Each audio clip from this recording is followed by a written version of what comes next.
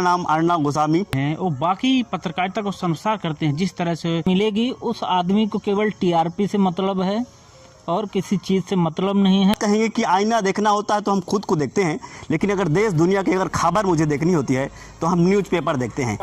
नमस्कार, मैं मनीष दुबे, विंध्य 24 से। हम बात करेंगे आज पत्रकारिता के गिरते स्तर के बारे में, और जो हाल ही दिनों में टीआरपी का दूसरा नाम अर्णब गोस्वामी, जिन्हें सच की परत में कभी तौला नहीं गया, लेकिन जब भी वो पत्रकारिता करते थे तो हमने उनको आंका कि लगभग उनकी रिपोर्टिंग लगभग ऐसा लगता था कि हाँ सारी सही चीज़ें हैं। लेकिन अभी जो चैट उनकी लीक हुई है 500 पेजों की, तो उसके बारे में क्या विचार है हमारे दो साथी हैं, मिस्टर ओपी और मिस्टर राजकुमार। हम इनसे चर्चा करते हैं और लेते हैं इनकी। देखिए, अगर देश के अंदर पत्रकारिता के स्तर की बात करें तो काफ़ी गिर चुका है। आप अगर अर्णब के चैट की बात करेंगे तो उस पर आपको साफ साफ दिखाई दे देगा किस प्रकार से वो अपने साथी पत्रकार को बेइज्जती कर रहे हैं, किस प्रकार से जो उनके बॉस हैं, सरकार के मंत्री, उनको इज्जत नहीं दे रहे हैं अपने चैट में। तो इस प्रकार की चीज़ें मिलेगी उस आदमी को केवल टीआरपी से मतलब है और किसी चीज़ से मतलब नहीं है। चैट में आप देखे होंगे कि पुलवामा हमले के बाद रिपब्लिक की टीआरपी काफ़ी उछाल आया था। उस मुद्दे पे वो खुशी जाहिर कर रहे हैं कि हमले के कारण हमको अच्छी खासी टीआरपी मिल गई। लाइक क्रेजी इस प्रकार के वर्ड यूज कर रहे हैं। तो ये काफ़ी गंभीर विषय है कि देश के सुरक्षा जैसे मामले की जानकारी उस एक पत्रकार को पहले से दे दी जाती है। कौन दे रहा है, ये जांच का विषय है। क्या कहेंगे राजकुमार जी आप? देखिए, जिस तरह से अर्णब गोस्वामी के व्हाट्सएप चैट लीक हुए हैं वो बाकी पत्रकारिता को संसार करते हैं। जिस तरह से वो अपने साथी पत्रकारों के प्रति शब्दों का इस्तेमाल करते हैं, और सबसे खास बात ये है कि ये दिखाता है कि किस तरह से एक पत्रकार कैसे पॉलिटिकली रूप से देश के उच्च पदों पर प्राइम मिनिस्टर और मिनिस्टर्स के एकदम डायरेक्ट कांटेक्ट में रहते हैं और अपने लिए कहीं ना कहीं व्यवसायिक हित में उसका उपयोग भी करते हैं।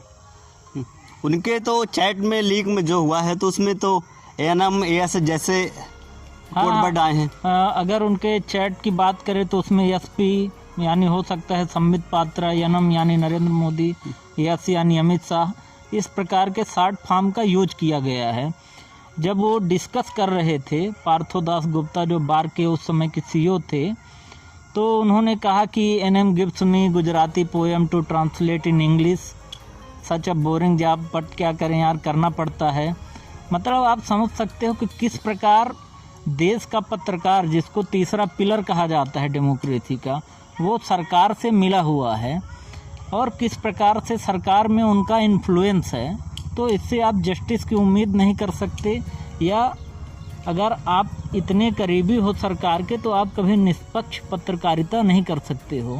तो ये साफ साफ दिख रहा है और देश की जो जनता है इसको अब समझने लगी है, अब बहकावे में नहीं आने वाली है। राहुल गांधी ने तो सीधा आरोप लगाया है। उन्होंने बोला है कि कहीं ना कहीं इसमें राजनीति का पूरा दखल है और पूरी उनकी बात होती रहती है। उन्होंने सीधे प्रधानमंत्री पर आरोप लगाया है। क्या कहेंगे आप? ये बिल्कुल बात सही है। राहुल गांधी ने जो कहा है कि जो कोई भी देश के सीक्रेट जो जानकारियां होती हैं वो देश के टॉप 5 लोगों को, प्रधानमंत्री हो गए, डिफेंस के मिनिस्टर हो गए, उनको मालूम होता है। लेकिन अर्णब गोस्वामी को 3-4 दिन पहले ही सारी चीज़ें पता हैं जो उनको कहीं ना कहीं उनके बिजनेस में, उनके टीआरपी मामले में कहीं ना कहीं उनको सहयोग कर रही है। अब ये जाँच का विषय है। हो सकता है ये सरकार है, क्योंकि जो अर्णब गोस्वामी है वो कहीं ना कहीं भाजपा से रिलेट करते हैं, तो हो सकता है जांच भी ना हो। लेकिन हो सकता है आने वाले दिनों में जब सरकार चेंज हो तो हो सकता है तो इस मामले में कुछ कार्रवाई हो।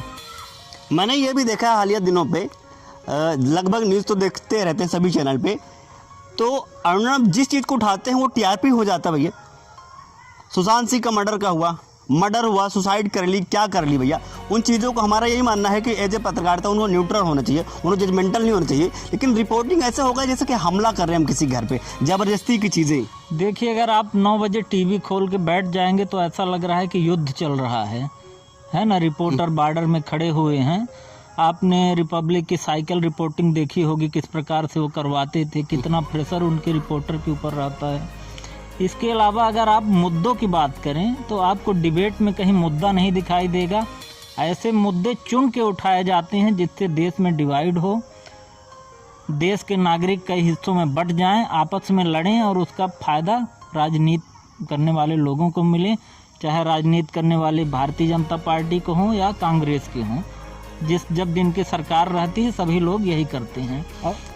और सबसे प्रमुख बात ये है कि जैसे देश में इस समय देखिए किसान इतनी ठंड में सड़क रोड में बैठा हुआ है, सड़कों हाईवे में बैठा हुआ है, लेकिन कोई भी मीडिया संस्थान उस तरह से कवरेज नहीं कर रहा है। तो आप देखेंगे कि लॉकडाउन के समय जिस तरह से सुशांत सिंह राजपूत केस में वो एक बिल्कुल आत्महत्या थी, लेकिन मीडिया ने उस तरह परोस दिया कि लोग जन जन में ये विश्वास हो गया कि उसकी वो आत्महत्या नहीं, वो बिल्कुल हत्या की गई है उसकी।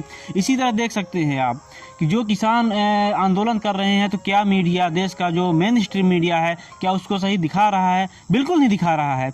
अगर हम बात करते हैं सोशल मीडिया प्लेटफॉर्म पर, जैसे हमारे देश के बहुत पत्रकार जो यूट्यूब जैसे चैनलों में इसको बहुत अच्छे तरीके से कवर कर रहे हैं और उस मुद्दों को सामने ला रहे हैं। देखिए, अगर पत्रकारिता भी देखेंगे, अर्णव को जब जेल गए थे किस प्रकार से उनको बेल दी गई। इसके अलावा मैं आपको बता दूं कि हाथरस केस में कई ऐसे पत्रकार हैं जिनके ऊपर देशद्रोह का मुकदमा लग गया। अब जब इतना बड़ा व्हाट्सएप चैट लीक हुआ है तो क्या अर्णव के ऊपर देशद्रोह का मुकदमा लगेगा कि राष्ट्रीय सुरक्षा के मामले वो कैसे पब्लिक में शेयर कर रहे हैं और किस प्रकार से उनको पता चले, ये चीज़ होनी चाहिए, उनके ऊपर एक्शन होना चाहिए। दूसरी चीज़, अगर आज आप वर्तमान डिबेट की बात करेंगे तो डिबेट में जो देश के मेन मुद्दे हैं, रोजगार का, आपके हेल्थ का इशू हो गया, एजुकेशन का इशू हो गया, ये सारे मुद्दे दबा दिए गए हैं। कोई बात ही नहीं कर रहा है इन मुद्दे में, जबकि देश के लिए ज़रूरी मुद्दे हैं। जब भारतीय जनता पार्टी की सरकार आई थी तो देश की जीडीपी करीब 8 हुआ करती थी, जो गिर के -10-20 पहुंच गई है।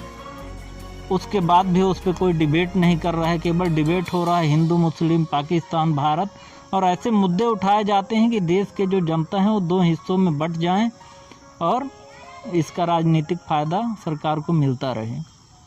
थैंक यू, धन्यवाद। इस तरह से हमने चर्चा की मिस्टर ओपी एंड मिस्टर राजकुमार से, तो किस तरह के पत्रकारिता का स्तर गिरता चला जा रहा है। मेरा मानना है कि सबको एक जिम्मेदारी उठानी पड़ेगी। मैं एक चीज़ और कहना चाहूँगा इसी 24 के माध्यम से कि पैसा खुशियाँ हो सकता है लेकिन खुशियों की वजह नहीं। हम पैसे की लालच में अपने स्तर को इतना गिरा लें, इस तरह की चीज़ें नहीं होनी चाहिए। मुझे लगता है कि हम अपनी जिम्मेदारी से भाग रहे हैं। क्या हम पैसों के लिए ही पत्रकारिता चुनी थी? हमारा मानना है कि पत्रकारिता को हमेशा विपक्ष के रूप में सामने आना चाहिए। वो हर बार सवाल करे, ना कि उनकी गुणगान गाए। तो इस तरह की बातें हैं। हम जाते जाते एक और बात कहेंगे कि आईना देखना होता है तो हम खुद को देखते हैं, लेकिन अगर देश दुनिया की अगर खबर मुझे देखनी होती है तो हम न्यूज़पेपर देखते हैं। तो क्या हम न्यूज़पेपर रिपोर्टिंग के माध्यम से सच चीज़ें देख रहे हैं? आप सच अगर जानना चाहते हैं, दुनिया में अगर क्या घटनाएं घट रही हैं, ऐसे ही सच को लाएगा विंध्या 24। Thank you.